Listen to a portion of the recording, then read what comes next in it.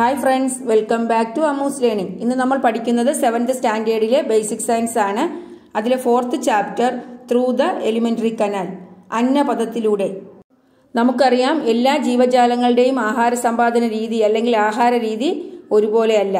അവയുടെ ആഹാരം, ആഹാര സമ്പാദന രീതി, ദഹന പ്രക്രിയ ഇതെല്ലാം വ്യത്യാസപ്പെട്ടിരിക്കുന്നു. ഇത്തരം കാര്യങ്ങളാണ് ഈ ചാപ്റ്ററിൽ നമ്മൾ വിശദമായി പഠിക്കാൻ പോകുന്നത്. നിങ്ങൾ കുഞ്ഞു ക്ലാസ്സുകളിൽ പഠിച്ചിട്ടുണ്ടാകും, അനിമൽസിനെ അവ ആഹാരം കഴിക്കുന്ന രീതിയുടെ അടിസ്ഥാനത്തിൽ ഹെർബിവോഴ്സ്, കാർണിവോഴ്സ്, ഓംനിവോഴ്സ് ഇങ്ങനെ 3 തരത്തിൽ തിരിക്കാറുണ്ട് അല്ലേ. പ്ലാന്റ്സ് മാത്രം കഴിക്കുന്നവ ഹെർബിവോഴ്സ്, അനിമൽസ് മാത്രം കഴിക്കുന്നവയെ കാർണിവോഴ്സ് എന്നും, പ്ലാന്റ്സും അനിമൽസും ഫുഡായി കഴിക്കുന്നവ ഓംനിവോഴ്സ് എന്നറിയപ്പെടുന്നു. നമ്മൾ ആടിനും പശുവിനും കൊടുക്കുന്ന ആഹാരമല്ല പൂച്ചയ്ക്കും കോഴിക്കും കൊടുക്കുന്നത്. നിങ്ങൾ ഈ പിക്ചർ നോക്കൂ, എല്ലാ അനിമൽസും സെയിം ഫുഡാണോ കഴിക്കുന്നത്? അല്ല അല്ലേ. ലയൺ ഒരു അനിമലിനെ കൊന്നു തിന്നുന്നു. അതുപോലെ കൗ എന്ത് കഴിക്കുന്നു? ഗ്രാസ് ആണ് കഴിക്കുന്നത്.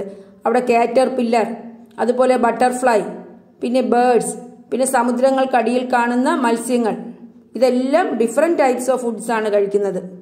What is the diversity seen in the mode of procuring food?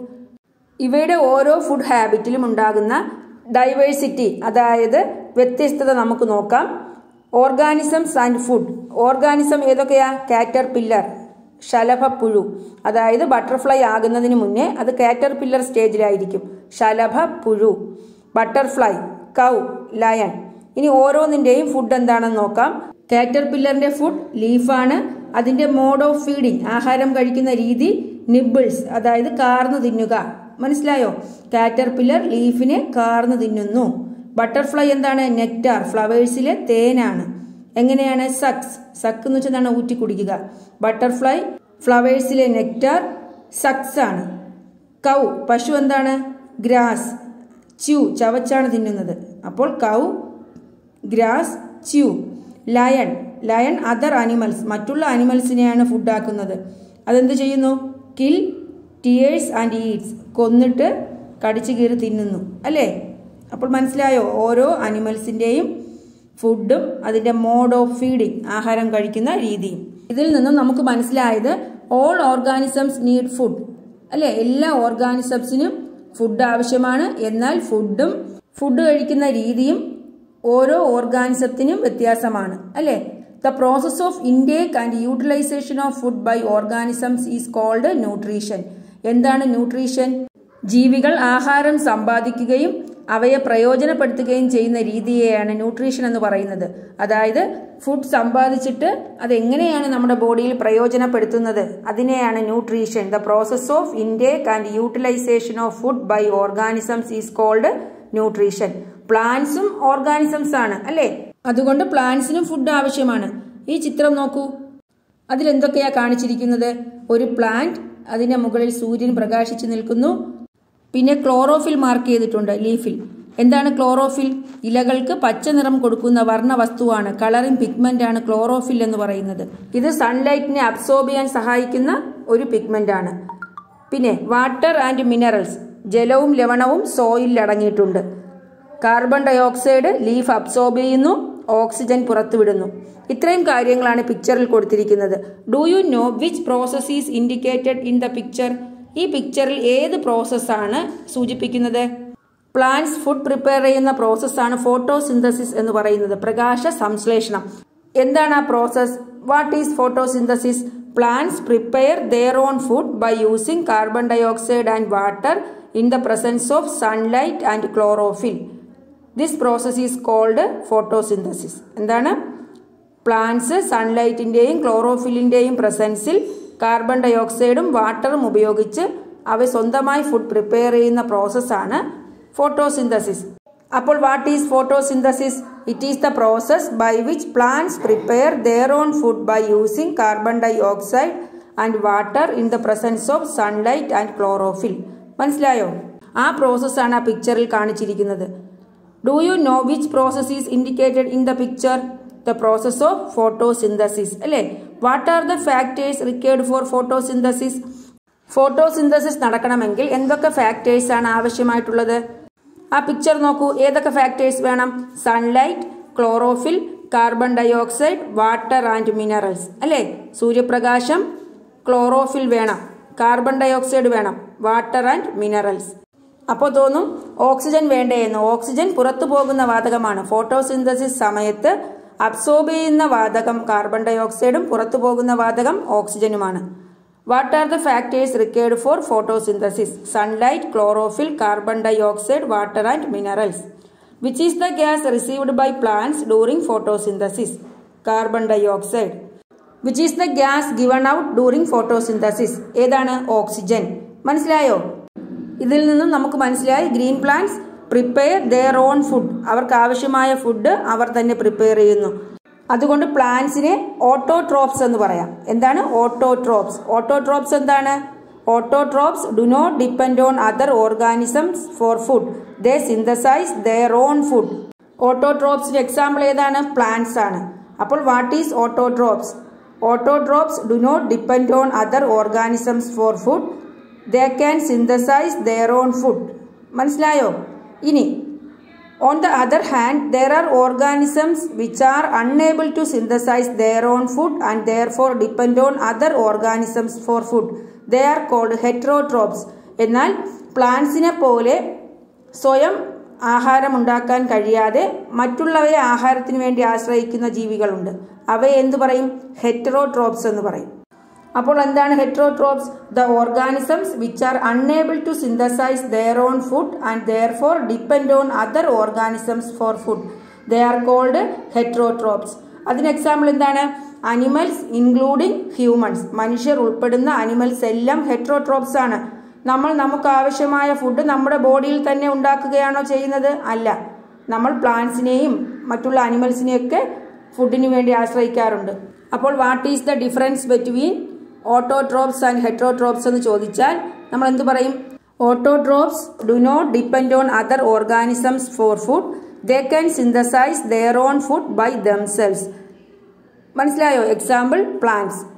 ഇനി organisms which are unable to synthesize their own food and therefore depend on other organisms for food are called heterotrophs. Example animals including human.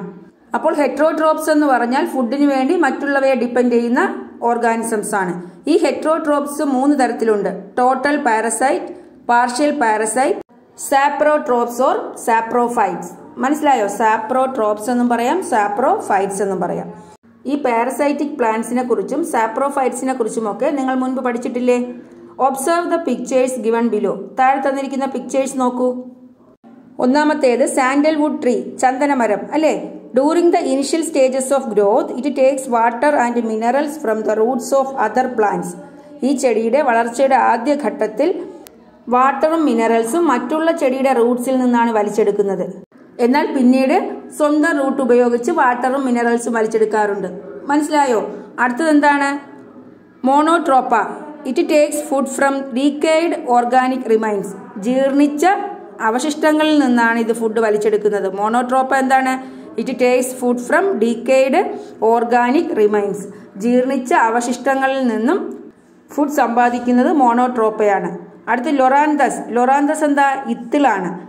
Four water and minerals it depends on the plant on which it lives. മറ്റുള്ള ചെടികളിലാണിത് ജീവിക്കുന്നത്. എന്നിട്ട് എന്ത് ചെയ്യും? അതിൻ്റെ ആ ചെടികളുടെ വാട്ടറും മിനറൽസും ഈ ലൊറാന്തസ് വലിച്ചെടുക്കും. അതുകൊണ്ട് തന്നെ ഈ ലൊറാന്തസ് കാണപ്പെടുന്ന ചെടികളുടെ കൊമ്പ് ക്രമേണ ഉണങ്ങി നശിച്ചു പോകാറാണ് ചെയ്യുന്നത്. കാരണം എന്താ? ഈ ലൊറാന്തസ് ഏത് ചെടിയിലാണോ വളരുന്നത് ആ ചെടിക്ക് ആവശ്യമായ വാട്ടർ മിനറൽസ് എല്ലാം ഈ ലൊറാന്തസ് വലിച്ചെടുക്കും. മനസ്സിലായോ? അതുപോലെ വേറൊന്നാണ് Cuscuta. For food it depends on the plant on which it lives. ഇതും എന്താണ്? ഫുഡിന് വേണ്ടി അത് ഏത് ചെടിയിലാണോ കാണുന്നത് ആ ചെടിയിൽ നിന്നും വലിച്ചെടുക്കുന്നു. Four food it depends on the plant on which it leaves. അപ്പോൾ ഇതിന്റെ അടിസ്ഥാനത്തിൽ, അതായത് ഈ ചെടികളെല്ലാം മറ്റുള്ള ചെടികളെയാണ് ഫുഡിന് വേണ്ടി ഡിപ്പെൻഡ് ചെയ്യുന്നത്. ഇവ എങ്ങനെ തരംതിരിക്കാം? ടോട്ടൽ പാരസൈറ്റ്, പൂർണ്ണമായും മറ്റുള്ളവയെ ആശ്രയിക്കുന്നവയാണ് ടോട്ടൽ പാരസൈറ്റ്. പാർഷ്യൽ പാരസൈറ്റ്, ഭാഗികമായി ഫുഡിന് മറ്റുള്ളവയെ ആശ്രയിക്കുന്നവ.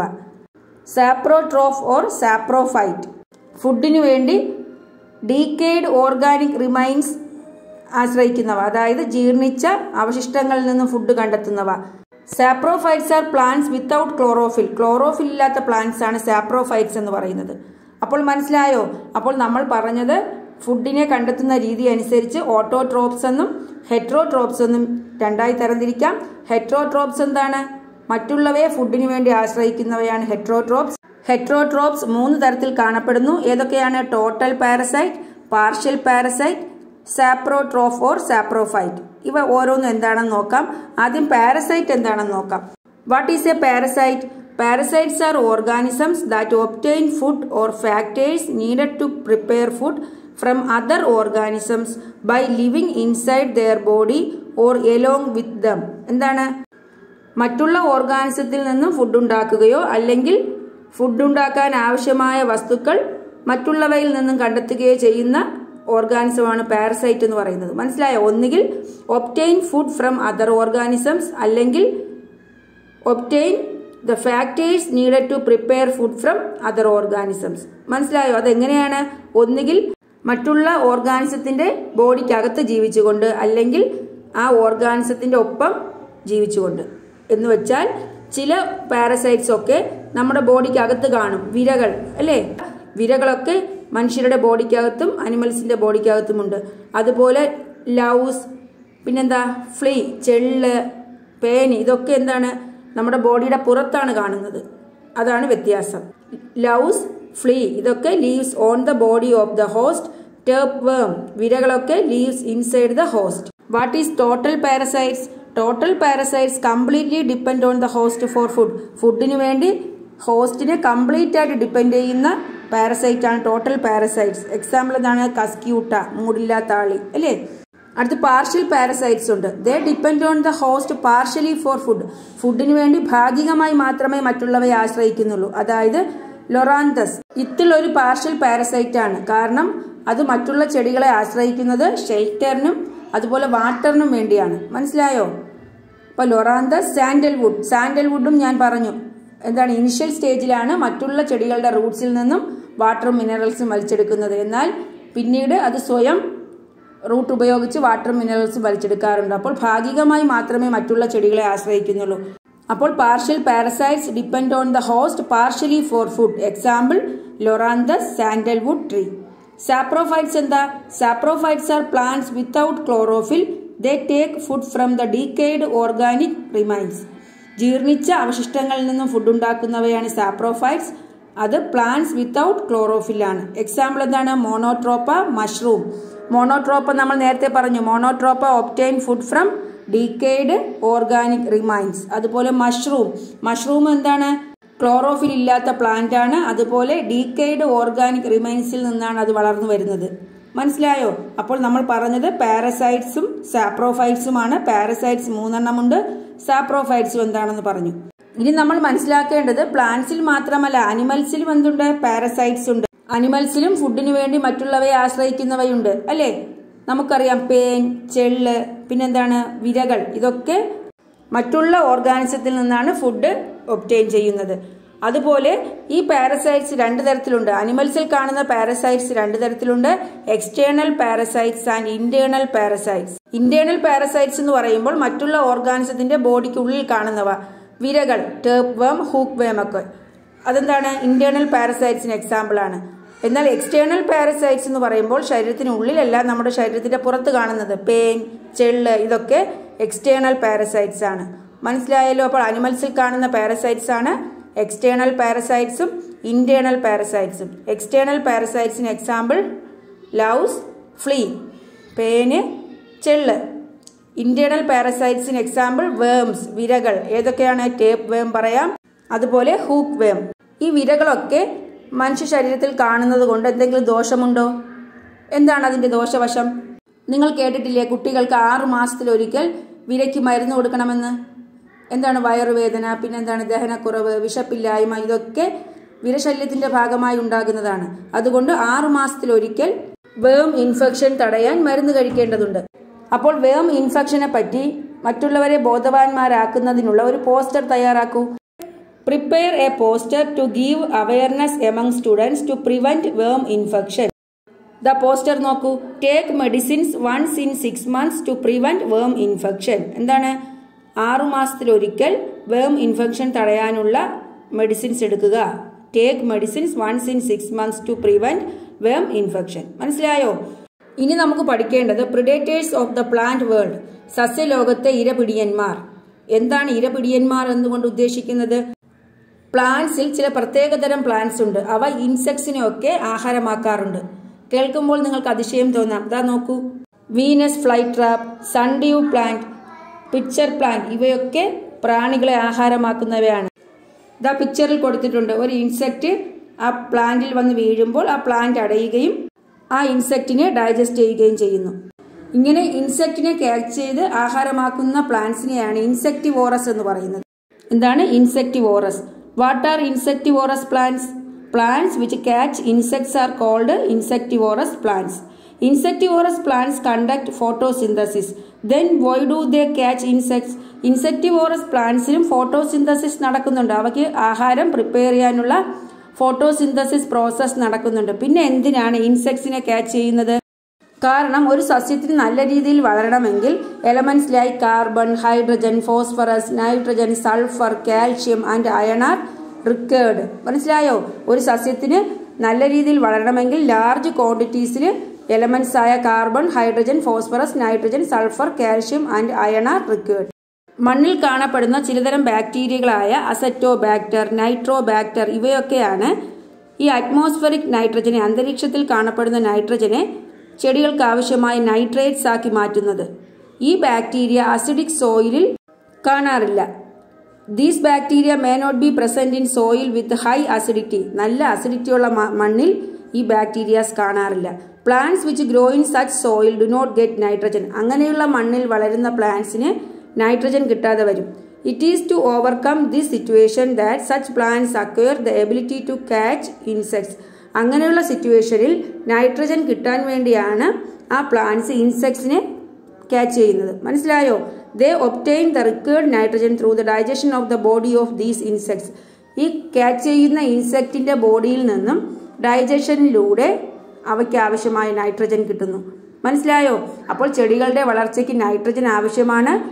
നൈട്രജനെ നൈട്രേറ്റ്സ് ആക്കി മാറ്റുന്ന ബാക്ടീരിയസ് ആയ ചില അസറ്റോബാക്ടർ, പിന്നെന്താണ് നൈട്രോബാക്ടർ ബാക്ടീരിയാസ് ഒന്നും അസിഡിക് സോയിലിൽ കാണാറില്ല. അപ്പോൾ നൈട്രജന്റെ അഭാവം മറികടക്കാൻ അങ്ങനെയുള്ള പ്ലാന്റ്സിന് ഇൻസെക്ട്സിനെ ക്യാച്ച് ചെയ്യാനുള്ള എബിലിറ്റീസ് ഉണ്ട്. ഇങ്ങനെ ക്യാച്ച് ചെയ്യുന്ന ഇൻസെക്റ്റിന്റെ ബോഡിയിൽ നിന്നും ഡൈജഷനിലൂടെ അവയ്ക്ക് ആവശ്യമായ നൈട്രജൻ കിട്ടുന്നു. അപ്പോൾ ഇതിന്റെ ആൻസർ എന്ത് പറയാം? Question, insectivorous plants conduct photosynthesis. Then why do they catch insects? They catch insects to obtain nitrogen. Nitrogen fixing bacteria may not be present in the soil with high acidity. The plants which grow in such soil do not get nitrogen. It is to overcome this situation that plants acquire the ability to catch insects. Thus they obtain the required nitrogen through the digestion of the body of the insects. Name some insectivorous plants. Insectivorous plants example ഏതൊക്കെയാണ്? Venus fly trap, pitcher plant, sundew plant. മനസ്സിലായോ? അപ്പോൾ ഇത്രയും കാര്യങ്ങളാണ് ഇന്നത്തെ ക്ലാസ്സിൽ ഉൾപ്പെടുത്തിയിരിക്കുന്നത്. ബാക്കി നമുക്ക് അടുത്ത ക്ലാസ്സിൽ പഠിക്കാം. ഇന്ന് നമ്മൾ പഠിച്ചത് പലതരത്തിലുള്ള ജീവികളുടെ ആഹാര സമ്പാദന രീതിയാണ്. എന്താണ് ന്യൂട്രീഷൻ, അതുപോലെ ഓർഗാനിസംസ് ഫുഡ് ഒബ്റ്റെയിൻ ചെയ്യുന്ന രീതിയുടെ അടിസ്ഥാനത്തിൽ ഓട്ടോട്രോപ്സ് എന്നും ഹെട്രോട്രോപ്സ് എന്നും രണ്ടായി തരംതിരിക്കാം. ഫുഡ് സ്വന്തമായി പ്രിപ്പയർ ചെയ്യുന്ന ഗ്രീൻ പ്ലാന്റ്സ് ഒക്കെ ഓട്ടോട്രോപ്സ് ആണ്. എന്നാൽ ഫുഡിനായി മറ്റുള്ളവയെ ഡിപ്പെൻഡ് ചെയ്യുന്ന മനുഷ്യൻ ഉൾപ്പെടുന്ന അനിമൽസ് ഹെട്രോട്രോപ്സിലാണ് വരുന്നത്. ഹെട്രോട്രോപ്സ് 3 തരത്തിലുണ്ട്. ടോട്ടൽ പാരസൈറ്റ്സ്, കംപ്ലീറ്റ് ആയിട്ട് മറ്റുള്ളവയെ ആശ്രയിക്കുന്നവ. പാർഷ്യൽ പാരസൈറ്റ്സ്, ഫുഡിനായി ഭാഗികമായി മറ്റുള്ളവരെ ആശ്രയിക്കുന്നവ. സാപ്രോഫൈറ്റ്സ്, അല്ലെ, ഡീക്കേഡ് ഓർഗാനിക് മാറ്റേഴ്സിൽ നിന്നും ഫുഡ് ഉണ്ടാക്കുന്നവ. അനിമൽസിലും പാരസൈറ്റ്സ് ഉണ്ട്. എക്സ്റ്റേണൽ പാരസൈറ്റ്സും ഇന്റേണൽ പാരസൈറ്റ്സും. ശരീരത്തിനുള്ളിൽ താമസിക്കുന്ന പാരസൈറ്റ്സ് ഇന്റേണൽ പാരസൈറ്റ്സ്, ശരീരത്തിന് പുറത്ത് കാണുന്നവ എക്സ്റ്റേണൽ പാരസൈറ്റ്സ്. അതുപോലെ സസ്യങ്ങളിലെ ഇൻസെക്ടിവോറസ് പ്ലാന്റ്സിനെ പറ്റി പഠിച്ചു, അല്ലെ. നൈട്രജന്റെ അഭാവം മറികടക്കാനായി ഇൻസെക്ട്സിനെ ക്യാച്ച് ചെയ്യുന്ന പ്ലാന്റ്സ്, അതാണ് ഇൻസെക്ടിവോറസ് പ്ലാന്റ്സ്. ഏതൊക്കെയായിരുന്നു? Venus fly trap, pitcher plant, പിന്നെ ഏതാ സൺഡ്യൂ പ്ലാന്റ്, അല്ലേ. ഇത്രയും കാര്യങ്ങൾ മനസ്സിലായല്ലോ. അപ്പോൾ നിങ്ങൾക്ക് എന്റെ ക്ലാസ് ഇഷ്ടപ്പെട്ടു എങ്കിൽ നിങ്ങൾ എന്റെ ചാനൽ സബ്സ്ക്രൈബ് ചെയ്യുക, നിങ്ങളുടെ ഫ്രണ്ട്സിനൊക്കെ ഷെയർ ചെയ്യുക. Thanks for watching Ammu's learning.